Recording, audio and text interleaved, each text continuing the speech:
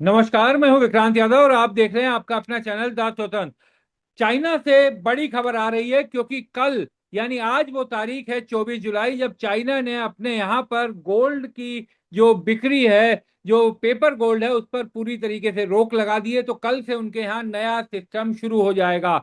दूसरा, Goldman Sachs की report सामने आई है जिसने ये कहा है कि चाइना जितना बता रहा है आधिकारिक रूप से, उससे कई गुना ज्यादा सोना खरीद रहा है। उदाहरण के लिए, जैसे मई में उसने चाइना की तरफ से बताया गया कि उसने करीब 10 टन सोना खरीदा है, लेकिन रिपोर्ट में कहा गया है कि असली खरीद इससे 5 गुना ज्यादा है।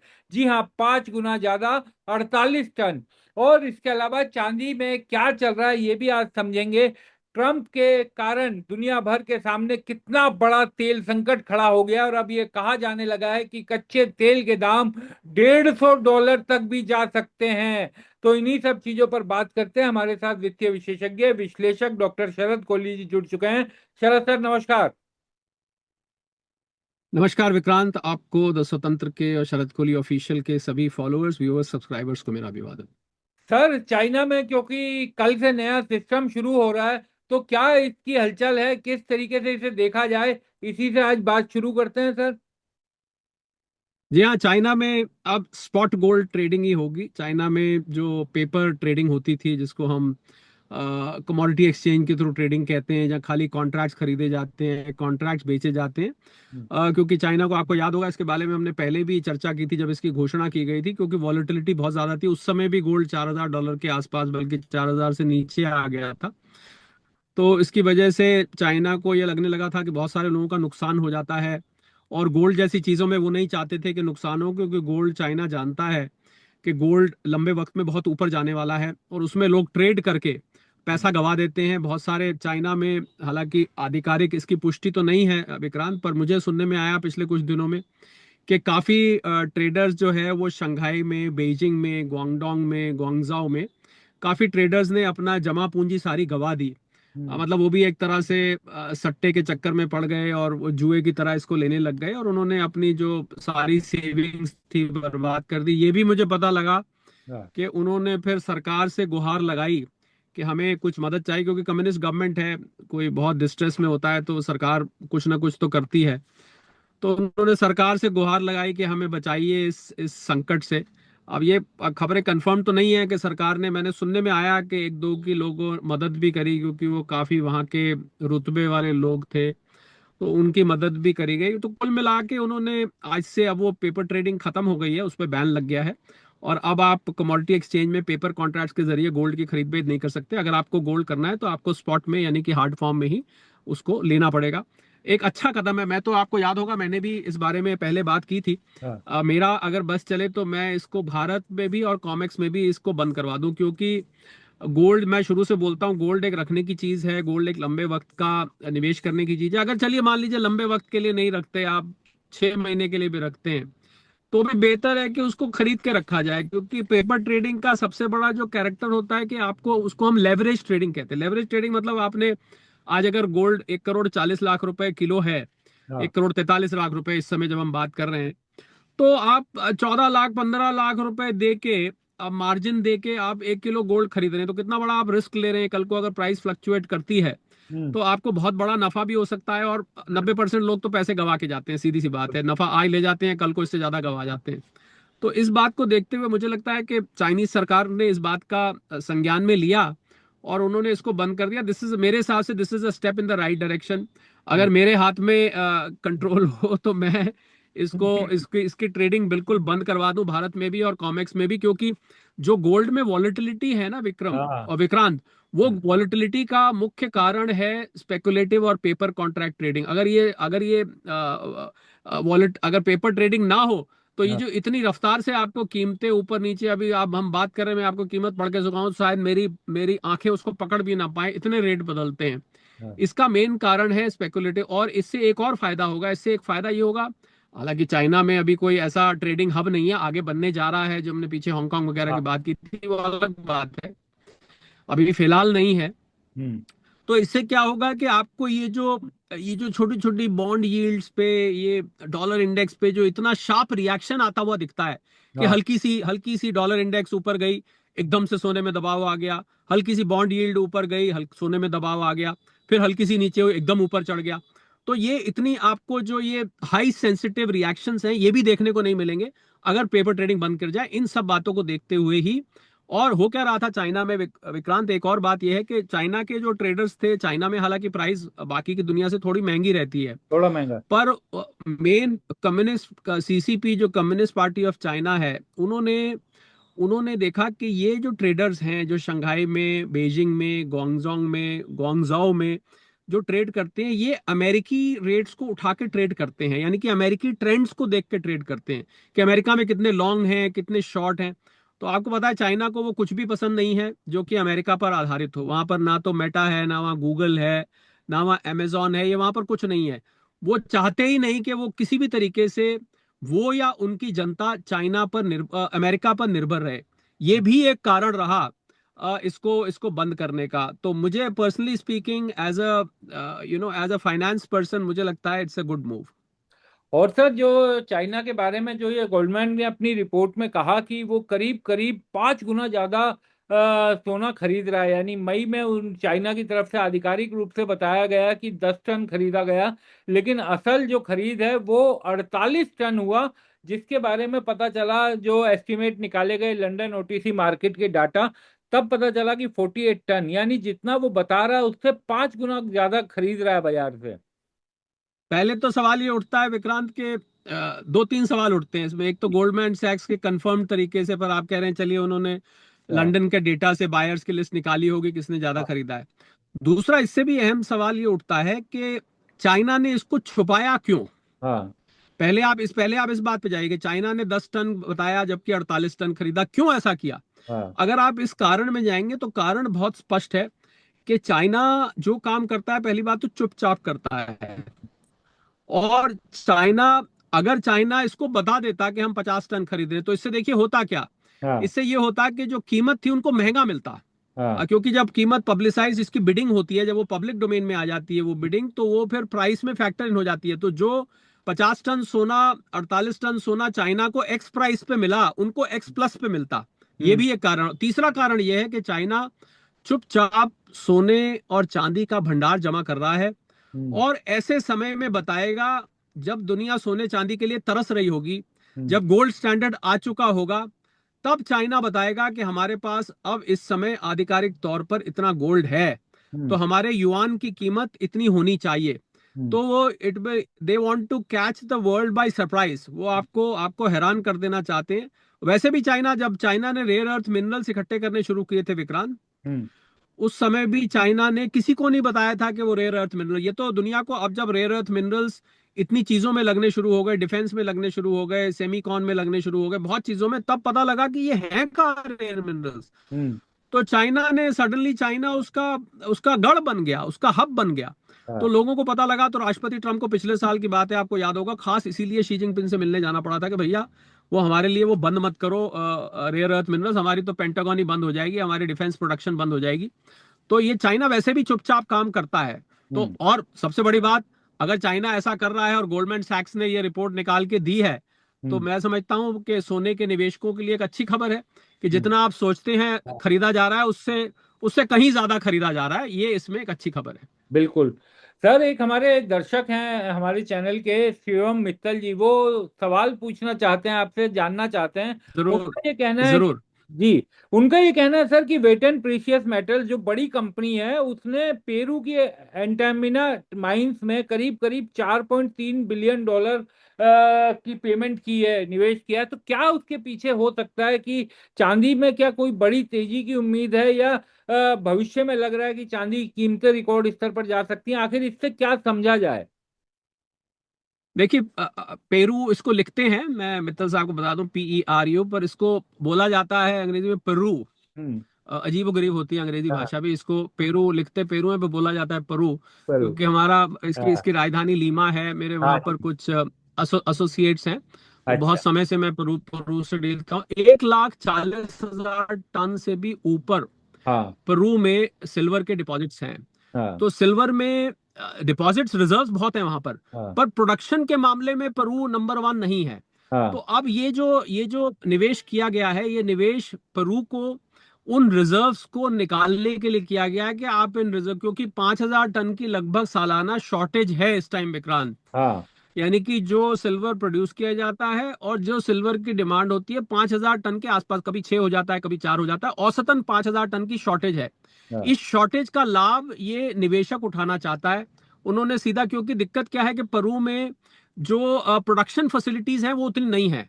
वहां हाँ की धरती तो ऐसी है कि वहां पर सिल्वर बहुत है, पर हाँ। उतनी ज्यादा प्रोडक्शन की सुविधाएं वहां पर नहीं है। हम्म। तो इस बात को इस कमी को पूरा करने के लिए इस निवेशक ने वहां पर निवेश किया है कि हम पेरू के पास क्योंकि भंडार बहुत है, तो हाँ वो शायद उस निवेशक को ये दिख रहा है कि ये जो शॉर्टेज है, इस हाँ शॉर्टेज को हम इस निवेश करके इसमें से अच्छा एक रिटर्न ले सकते हैं। हाँ बहुत अच्छा विचार है। कभी मौका लगे तो आप पेरू होके आइएगा, हाँ और वहां पर आप जो चांदी के, मैं मुझे मौका मिला वहां पर, आप देखेंगे हाँ। जो चांदी के रिजर्व्स हैं, पूरी की पूरी माइंस हैं, एक तरह से पहाड़ी टाइप एरिया है वो, जैसे ये अरावली होता है इस प्रकार जी। का एरिया है। और वहां पर बाकायदा कुछ जगह मशीन्स लगी हुई हैं, कुछ जगह उन्होंने उसको ऐसे ही छोड़ रखा है। तो हाँ जो भी निवेशक आता है, बड़ा निवेश करता है, उसको फिर वो राइट्स देते हैं, कुछ अपना शेयर रखते हैं, कुछ उसको देते हैं। बहुत ही कॉम्प्लिकेटेड इनका फॉर्मूला होता है जो ये प्रोड्यूसर के साथ करते हैं, जो माइन ओनर्स हैं, कुछ ज्यादातर तो सरकार के पास है, पेरू की सरकार के पास। हाँ। जी हाँ, I think it is an opportunity to to make money and fill up the shortage. तो लेकिन सर बेसिकली वो ये जानना चाहते हैं कि क्या इससे निवेशकों को भी कुछ नजर रखनी चाहिए, क्या इससे किसी तरह की सिल्वर में तेजी या कुछ ऐसी चीज दिखाई देती है, कोई सुपर साइकिल की उम्मीद की जा सकती है जो ये कंपनी देख रही है?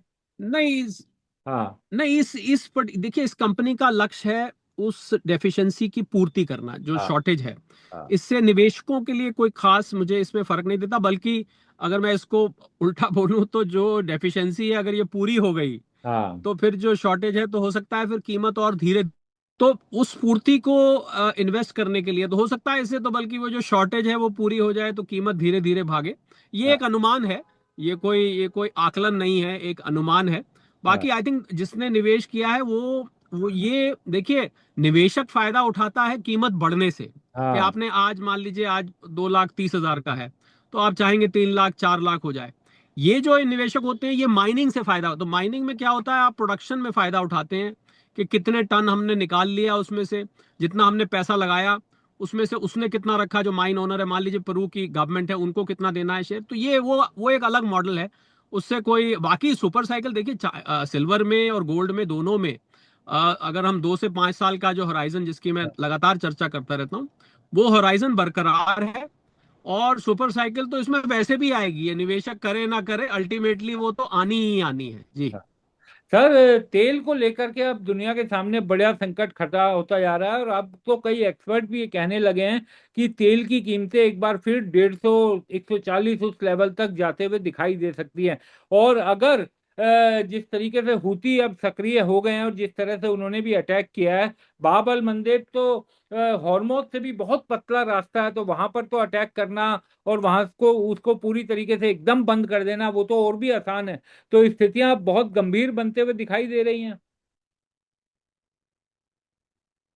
बिल्कुल, स्थितियां गंभीर हो चुकी हैं विक्रांत। अगर आपको क्रूड ऑयल $100 पार कर गया है, तो कहाँ बात की जा रही थी कीमतें घटाने की? आपको याद है, आप और हम बात कर रहे थे सरकार को अब घटानी चाहिए, ये है वो है।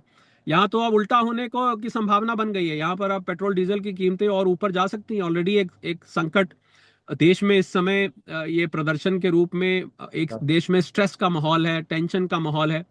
और मुझे लग रहा है ये तेल की तरफ अभी ध्यान लोगों का ज्यादा ध्यान जो है नीट में, पेपर लीक में और उससे संबंधित खबरों में इस समय ज्यादा ध्यान है। बल्कि मुझे तो कुछ यूट्यूबर्स आज सुबह मिले, वो बता रहे थे कि हमारे चैनल पे आजकल इसकी वजह से व्यूज कम आ रहे हैं। जो लोग आर्थिक हाँ और वित्तीय एनालिसिस करते हैं स्टॉक मार्केट, उस पर व्यूज कम आ रहे हैं, क्योंकि लाजमी बात है, आपका वॉच टाइम तो वही रहता है, तो आप ज्यादा ध्यान, बड़ी घटनाएं घट रही हैं विपक्ष की तरफ से, पक्ष की तरफ से, कभी कुछ कभी कुछ, तो ऑब्वियसली आप टीवी चैनल्स भी वही खबरें चलाते हैं जो जो ज्यादा गर्म होती हैं, जहां पर लोग ज्यादा देखना चाहते हैं आजकल।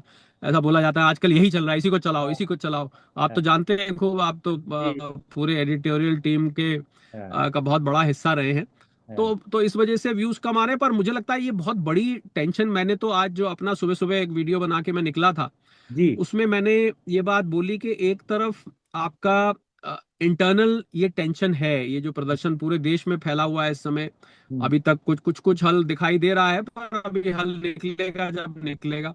ये हम्म। अंतरराष्ट्रीय टेंशन है। हम्म। और अंतरराष्ट्रीय टेंशन जियो इकोनॉमिक में भी और जियो पॉलिटिक्स में भी, दोनों में। उधर युद्ध घमासान हो चुका है। डोनाल्ड ट्रंप को $73 बिलियन का हाउस ऑफ रिप्रेजेंटेटिव्स ने कल हम्म। 214/216 वोट से सैंक्शन दिया है, $73 बिलियन का हाँ। ट्रंप को। और उनके 4 रिपब्लिकन्स ने क्रॉस वोटिंग करी है, यानी कि उन्होंने उसके अगेंस्ट वोटिंग करी, पर फिर भी $73 बिलियन मिल गया। अभी सेनेट में आना बाकी है। हाँ। सेनेट में पास करा पाएंगे नहीं करा पाएंगे, ये अभी एक आध दिन में हमको पता लग जाएगा। फिलहाल उनके HOR, यानी कि हमारा जैसे लोकसभा होता है, वहां पर वो पास उन्होंने करा लिया है। हम्म। एक और वोटिंग की गई हाउस ऑफ रिप्रेजेंटेटिव्स में, विक्रांत, जी। वो थी वो थी कि युद्ध रुकना चाहिए या नहीं रुकना चाहिए। ये 204, 214 और 208 से वो वाला रेजोल्यूशन गिर गया, यानी कि 214 लोगों ने कहा कि ये, HOR के रिप्रेजेंटेटिव्स ने कहा कि ये युद्ध नहीं होना चाहिए। पर हम्म। ये एक फॉर्मेलिटी थी, क्योंकि इनके पास वीटो पावर है इस मामले में। तो हम्म। वो युद्ध जारी रखेंगे, वो किसी की सुनेंगे मुनेंगे नहीं। पर ये जरूर है कि इनको ये संकेत अब मिलने लग गए हैं कि मेरे अपने रिपब्लिकन्स, और इनके पास कोई बहुत बड़ी मेजोरिटी नहीं है। मैं आपको हम्म। बता दूं, सेनेट में भी HOR में बहुत थिन मार्जिन से ये जीते थे, जब जीते थे 2024 में।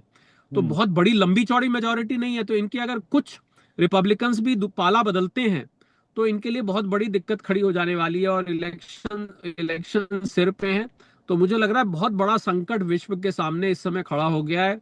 और अगर यहाँ से कच्चे तेल के दाम 125 $150 जाते हैं, तो कोरिया हो गया, जापान हो गया, चाइना हो गया, भारत हो गया, हम्म। इन सब देशों के लिए बहुत बड़ी समस्या खड़ी हो जाने वाली है। पेट्रोलियम मंत्री पहले ही सावधान कर चुके हैं, जिसके बारे में हम बात कर चुके हैं कि भैया, पेट्रोल में भी घाटा हो रहा है, डीजल में भी घाटा हो रहा है, LPG में भी घाटा हो रहा है। तो भूमिका तो बनाई जा रही है कि हम्म। आगे आने वाला समय कैसा। और सबसे बड़ी बात यह है कि रोज, पिछले कुछ दिनों से रोज कच्चा तेल नए नए नई नई ऊंचाइयां छू रहा है। कोई ये नहीं कि वो बीच में नीचे भी जा रहा है, ऐसा नहीं हो रहा है, हम्म। ऊपर ही ऊपर जाता जा रहा है। तो ये खबर हमारे देश के लिए अच्छी नहीं है। हमारा ट्रेड डेफिसिट, हमारे विदेशी मुद्रा भंडार, प्रधानमंत्री जी की वो जो मई में अपील्स की गई थी शुरू में, वो अपीलों को याद करने का समय आ गया। हमारे फॉरेक्स रिजर्व्स, हमारा पेट्रोल डीजल के दाम, LPG के दाम, सप्लाई डिसरप्शन, पेट्रोलियम रिजर्व, वो सब चीजें जो हम कुछ हफ्ते पहले बात कर रहे थे, वापस आती हुई दिख रही है। और वैश्विक अर्थव्यवस्था, मैं बड़ी बात कहने जा रहा हूं विक्रांत, कि जी। अभी तक मुझे लग रहा था कि डेवलप्ड वर्ल्ड ही रिसेशन में है, यानी कि यूरोप का कुछ हिस्सा और अमेरिका वगैरह। हम्म। सच बोले झूठ बोले वो एक अलग बात है। पर अब मुझे लग रहा है ये समस्या बाकी की दुनिया को भी मंदी में धकेल देगी। तो जो पहले नजर आ रहा था कि शायद बाकी का 2026 जो है शायद कुछ ठीक हो जाए, कुछ राहत मिले, अब उसकी भी उम्मीद धीरे धीरे कम होती जा रही है। बिल्कुल सर, जिस तरीके से अब स्थितियां बन रही है, लग तो यही रहा है। और शायद जो आपने कहा कि अभी हमारे देश में न्यूज़ चैनल और बाकी जगह ध्यान थोड़ा नीट आंदोलन पर है, और होना भी चाहिए, थोड़ा बच्चों का बड़ा आंदोलन है। लेकिन मुझे लगता है कि जब अब ये पेट्रोल और डीजल के दाम एक बार फिर बढ़ते हुए दिखाई देंगे घरेलू बाजार में, तब शायद उसकी तरफ थोड़ा ध्यान जाएगा। क्योंकि जब पिछली बार रेट बढ़े थे सर, तब भी बड़ा बवाल हुआ था। और अब दोबारा अगर रेट बढ़ने की स्थिति बनी, जिसका इशारा पेट्रोलियम मंत्री कर तो चुके ही हैं कि काफी नुकसान उठाना पड़ रहा है तेल कंपनियों को। अ, पर विक्रांत, इस बार रेट बढ़ाने के लिए जो माहौल है, वो हम्म। जरा माहौल कुछ बदला बदला सा नजर आता है, कि हाँ। जले पे नमक छिड़कना ना हो जाए कहीं। क्योंकि पहले ही मामला जो है सरकार के लिए बहुत हाँ। टफ हुआ पड़ा है इस वक्त। और सरकार चारों तरफ से घेरी जा रही है। विपक्ष हो गया, हाँ। बच्चे हो गए, और इधर उधर बॉलीवुड के लोग हैं, ये हैं वो हैं। तो काफी समर्थन बच्चों को मिल रहा है, मिलना हाँ। भी चाहिए। हाँ। पर ऐसे ऐसे वक्त में अगर सरकार को ये निर्णय लेना पड़ गया, तो मुझे लग रहा है सरकार के लिए परिस्थिति बहुत बहुत विकट हो जाएगी। क्योंकि सरकार के लिए आलोचना को, उसको किस तरीके से सरकार हैंडल करेगी इस आलोचना को। क्योंकि मैं तो फिर वही सलाह दूंगा कि इस समय बजाय रेट बढ़ाने के, सरकार को अपनी जो बाकी की स्कीम्स हैं उसमें से कुछ कट करके और उसको सब्सिडाइज रखना चाहिए। लोगों के लिए रेट अभी इतनी बढ़ाने नहीं चाहिए। भले ही अंतर्राष्ट्रीय सरकार ये बताती रहे साथ में कि भाई देखिए, अंतर्राष्ट्रीय दाम ये है, पेट्रोल के हर लीटर पे हम इतना लॉस झेल रहे हैं, डीजल के हर लीटर पे हम इतना लॉस झेल रहे हैं, LPG पे इतना झेल रहे हैं, बताते भी जाएं और उसको एब्जॉर्ब भी करते जाएं। ये मेरी सलाह लेगी एक वेलफेयर स्टेट की तरह। क्योंकि इस वक्त मुझे नहीं लगता सरकार इस पोजीशन में है कि एक मुसीबत के साथ दूसरी मुसीबत भी सिर पे ले ले। हाँ बिल्कुल सर। और तेल का अब जो संकट का जो असली जो लगता है कि मार दिखाई देने लगी है, इंडिगो का देख रहा था कि इंडिगो में क्योंकि उसके प्रॉफिट में भारी कमी आई और तेल का जो दाम बढ़े हैं, तो निश्चित तौर पर अब एविएशन इंडस्ट्री और इन सब पर तो सीधा असर इसका दिखाई देगा ही आने वाले टाइम पे और ज्यादा तेज। मिल बिल्कुल, एविएशन में दो दिक्कतें हैं। एक दिक्कत यह है कि एक लिमिट के बाहर वो किराया चार्ज नहीं कर सकते। हम्म। अगर वो दिल्ली मुंबई का किराया 25-50 हज़ार रुपए एक साइड का कर देंगे बुकिंग का, तो कोई उसमें या तो जाएगा नहीं। कुछ सरकार की तरफ से भी सिविल एविएशन डीजीसीए की तरफ से भी रिस्ट्रिक्शंस हैं कि आप किराए को ऐसे अंधाधुंध नहीं बढ़ा सकते हैं। और दूसरा, प्राइस इलास्टिसिटी तो इस तरीके की है नहीं कि भाई आप जितना मर्जी बढ़ाते जाइए, वो तो फुटफॉल कम हो जाएगा, पैसेंजर कम हो जाएंगे, लोग जूम से काम करने लगेंगे। देखिए, अगर किसी व्यक्ति को यहाँ से मुंबई काम से जाना है, हाँ तो जब तक उसको उसको अगर तो किराया रीजनेबल है तो वो चला जाएगा, पर वरना उसको जाके किसी से गले नहीं मिलना है और खाली उसने डिस्कशन करना है, मीटिंग करनी है, तो वो तो आजकल जूम और वीडियो से हो जाती है। तो मुझे लग रहा है एयरलाइंस के लिए भी टफ टाइम है। आपको पता होगा, अडानी ग्रुप की कल एक खबर उड़ी थी कि हाँ। वो एविएशन में आना चाहते हैं, पर उन्होंने उसका, अब मुझे नहीं खंडन। पता उन्होंने खंडन खंडन किया है या इंडिगो के रिजल्ट्स देखने के बाद कि जिस कंपनी के पास, जिस एयरलाइन के पास 60% मार्केट शेयर से ज्यादा है, हाँ वही घाटे में है। हाँ। हम वहां कौन सा जाके जाके कद्दू में तीर मार देंगे। तो उन्होंने तुरंत जो है उसको कहा, नहीं नहीं नहीं नहीं नहीं, हम इस धंधे में नहीं आना चाहते हैं भैया, सॉरी, हम हवाई अड्डे चलाएंगे, यही ठीक है।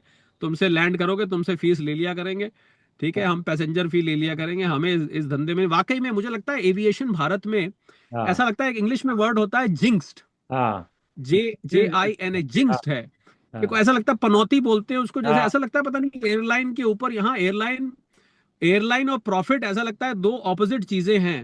हाँ। थोड़े दिन तक होता है, फिर घाटे में चला जाता है, थोड़े दिन तक होता है, फिर घाटे में। स्पाइस जेट की आपको पता है पहली हालत खराब है, ले दे के बिल्कुल। इंडिगो है। और एयर इंडिया अभी भी प्रॉफिट में नहीं आ पाई है। हाँ ठीक है, तो बची वो आकाशा है, उसका तो को पता ही नहीं है अभी वो क्या चला रहे हैं बेचारे, उनके पैसा लग रहा है झुनझुनवाला साहब का, जो उनकी परिवार चला रहा है, इन्वेस्टर्स चला रहे हैं। तो यार, एयरलाइन के मामले में भारत जो है, हालांकि हम इतने एयरपोर्ट्स बना रहे हैं, इतनी कनेक्टिविटी हाँ बना रहे हैं, पर कुछ ऐसा जरूर पॉइंट मिस हो रहा है एयरलाइन एविएशन में, हाँ। कि ये लोग प्रॉफिट में अपने आप को नहीं रख पाती है। बिल्कुल ठीक बात सर। और इंटरनेशनल अगर देखा जाए तो वहाँ तो हमारा स्टैंडर्ड जो है बहुत ही कम है, जिस तरीके की हमारी इंडस्ट्री उसको देखते हुए। बहुत बहुत शुक्रिया शरद सर, आप जुड़े, चर्चा में शामिल हुए, ठीक बहुत है, बहुत शुक्रिया। Thank you.